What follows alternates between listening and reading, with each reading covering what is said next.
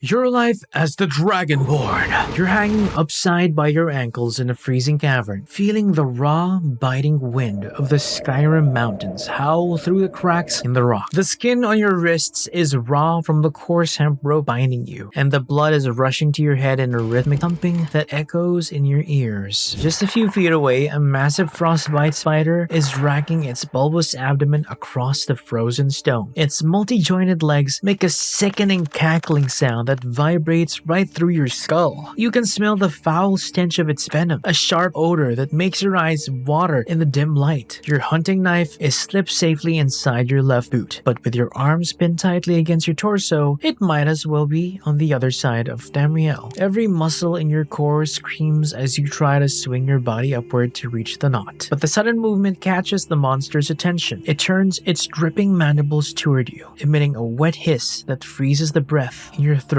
You realize with absolute certainty that this is how your story ends, dying alone in the dark as a meal for a giant arachnid before anyone even knows your name. But before the creature can lunge, a sudden blast of searing heat explodes through the cave entrance. The blinding flash forces you to close your eyes, and when you open them, the spider is thrashing wildly in a spectacular geyser of orange flame. A heavy steel war axe burrows deep into his chitinous skull with a cracking impact, and the beast collapses into a twitching heap. A rugged Nord warrior stepped out of the smoke, wiping the green ichor from his brow before cutting you down with a single swift motion. You hit the icy floor hard, coughing as the circulation rushes back into your hands and feet. The warrior tells you that the road to Helgen is blocked by an imperial ambush. You don't know him. You don't know why the Empire is hunting travelers at the border, but the alternative was spelled out by him in its full and ugly truth. So you grab your rusted iron dagger from the dirt and follow him into the blinding blizzard outside. The wind hits you like a solid wall of ice, instantly numbing your cheeks and making your breath come in short, ragged gasps. You trudge through snowdrifts that come up to your knees, following the dark silhouette of the Nord ahead of you. Your boots are soaked through, and you can no longer feel your toes, but the adrenaline keeps your legs moving. The storm is so thick that you don't see the Imperial soldiers until you're practically on top of them. A sharp command rings out through the howling wind, followed by the metallic twang of standard Legion bows. A heavy steel-tipped arrow grazes your shoulder, tearing through your tunic and leaving a line of fire across your skin. Before you can even process the pain, two legionnaires in heavy steel armor lunge out of the whiteout, their shields raised high. The Nord warrior takes the first one head-on, their blades clashing with a deafening ring that echoes across the mountain pass. You're left facing the second soldier, a scout with a cold and uncaring look in his eyes. He swings his short sword in a brutal downward arc, meant to split your collarbone. Your instinct takes over, and you dive to the side, the snow cushioning your fall but throwing off your balance. You scramble backward on your hands and knees as the soldier advances, his heavy iron boots crunching deliberately in the crusty snow. He raises his blade for the finishing blow, looking down at you like you're just another nameless lawbreaker to be cleared from the ledger. You find a loose and jagged rock beneath the snow, hurl it directly at his helmet with everything you have left. The stone strikes his visor with a sharp clang, distracting him for a split second, which is exactly the window you need. You lunged forward from the ground, driving a rusted dagger into the small gap between his cuirass and his greaves. The iron bites deep into his thigh, and he lets out a sharp grunt of pain, his knee buckling beneath him. You don't give him a chance to recover, grabbing his sword arm and pulling him down into the freezing drifts, wrestling for control of the blade until he finally goes limp beneath you. You stand up, your hands shaking violently from the exertion and the freezing cold, holding a standard issue Imperial steel sword that feels incredibly heavy in your grip. The Nord warrior has finished his opponent, but he points to where the ridgeline, where more torches are flickering through the snowstorm. Have to abandon the road entirely, slipping down a steep and treacherous ravine into the dense pine of forests of the Falkreath Hold, just as the shouting of the Imperial vanguard echoes above. You spend the next 3 days hiding in the thick undergrowth, surviving on wild juniper berries in the freezing water of mountain streams. Your clothes are torn, and your skin is covered in a map of purple bruises and frozen dirt. You eventually make your way down into the tundra plains, where the air is slightly warmer, but the danger is much higher. You find a small, abandoned hunter's shack near the river, its its thatched roof half collapsed, but offering a brief respite from the wind. You collapse onto a pile of dry furs in the corner, your body aching from days of constant flight. As you lie there in the dark, you hear a strange low vibration in the earth, a deep rumbling that doesn't feel like thunder. It passes quickly, leaving an oppressive silence in the air that makes the hairs on your arms stand up. You tell yourself it's just a rock slide in the distant mountains, a common occurrence in the rugged terrain of Skyrim, but deep down, you feel a lingering sense of dread that you can't quite shake off. You close your eyes and try to sleep, dreaming of a massive shadow that blocks out the sun, accompanied by a roaring fire that burns the very sky to ash. You wake up at dawn to the sound of snapping twigs outside the shack. Your hand instantly goes to the hilt of your stolen Imperial sword, your knuckles turning white as you press your back against the rotting wooden wall. Through a crack in the timber, you see a lone Khajiit merchant unloading a pack horse, his fur matted with mud and his fine silk robes torn at the hem. He looks exhausted and terrified, his ears twitching at every distant sound from the forest. You step out of the shadows slowly, keeping your weapon lowered so he knows you aren't abandoned. The merchant starts when he sees you, his hand dropping to a curved scimitar at his hip before he realizes you're just as battered as he is. He introduces himself as Jazar, a trader whose caravan was attacked on the road from Riften by a band of heavily armed brigands. It tells you that the whole province is losing its mind, with a civil war between the Stormcloaks and the Empire turning every road into a graveyard. But then he leans in closer, his voice dropping to a low and trembling whisper that makes your heart skip a beat. He says the bandits weren't what destroyed his caravan, because they were all wiped out in seconds by a massive winged beast that dropped from the clouds like a falling mountain. He describes scales as dark as charcoal and eyes that burned with the fury of Red Mountain, a creature of ancient bedtime stories that shouldn't exist. You think the stress of the wilderness has unhinged his mind, because dragons have been dead for thousands of years, leaving behind nothing but crumbling stone mounds and old legends. But then you remember the deep, unnatural vibration you felt in the earth the night before, and that makes you reconsider. Jazar offers to share his remaining dried meat and bread if you agree to travel with him to the nearby town of Riverwood, arguing that two blades are better than one in a forest that feels increasingly hostile. You accept because your stomach is completely empty and the shadows between the pine trees are beginning to look a little too much like wings. The journey to Riverwood takes 2 days of cautious hiking through the dense valleys, avoiding the main roads where Imperial patrols or Stormcloak raiders might be waiting. The forest is strangely quiet, with even the birds refusing to sing, leaving only the rustle of pine needles beneath your boots. You reach the small lumber village by dusk, the smell of fresh-cut pine wood and wood smoke drifting across the rushing white water of the river. Jazar heads toward the local trader to sell his remaining pelts, while you make your way to the Sleeping Giant Inn, desperate for a warm meal and a dry place to sit. The tavern is warm and loud, filled with local mill workers drinking dark ale and arguing about the High King's death. You slide into a dark corner booth, pulling your hood low to avoid any curious glances from the town guard. The innkeeper, a sharp-eyed woman named Delphine, sets a wooden bowl of hot venison stew and a loaf of coarse rye bread on your table without saying a word. The food is heavenly, warming your chest and making you realize just how close you came to starving in those mountains. As you finish the meal, Delphine mentions that a prominent local named Lucan Valerius over at the Riverwood Trader is looking for a sellsword to head up to the Bleak Falls Barrow. Desperate for a coin and a purpose, you accept the contract to recover a stolen golden clock. The trek up the mountain to the ancient Nord ruin is brutal, but nothing prepares you for the depths of the Barrow. Fighting through webs, bandits, and the waking dead, you eventually stumble into a cavernous burial chamber. There, dominating the cavern, stands a massive curved stone structure, pulsing with an eerie humming. It is a word wall. As you draw closer, the ancient draconic carvings begin to glow with a mesmerizing light. A single glyph blurs in your vision, burning itself into your consciousness. The word Ofus. You don't know what it means, and you can't speak it yet, but the raw language of the Dova has taken root in your mind. You retrieve a heavy stone tablet from the main sarcophagus, the Dragonstone, and skip the return to Riverwood, marching directly to the great city of Whiterun to offer it to the Jarl's court wizard, Farengar Secret Fire. You reach the outskirts of Whiterun by noon the next day, the massive stone fortress of Dragon's Reach towering over the tundra like a sleeping giant. You deliver the ancient stone tablet of Farengar, who eagerly takes the artifact, tracing his fingers along the jagged lines in ancient cards. He explains with growing excitement that it is a map of ancient Dragon burial mounds, muttering over the stone alongside a heavily cloaked woman who watches from the shadows of the study. But before they can fully decipher the locations, the heavy wooden doors burst open. A white-run guard rushes into the room, his breath coming in ragged gasps, and his face pale with shock. He reports directly to Jarl Barlgruff and his housecarl, a towering Dunmer woman named Irilith, that the western watchtower outside the city has been attacked and reduced to a pile of smoking rubble. He swears that a massive winged beast is currently circling the plains, hunting anything that moves on the roads, matching the very mounts Farengar was just uncovering on the tablet. The room goes completely dead silent. Jarl Balgruff looks at you, knowing you just returned from the mountain barrow, and commands you to join Irilith's detachment. He promises you a purse of gold and his favor if you help defend the whole, an offer that would finally give you enough coin to leave Skyrim for good.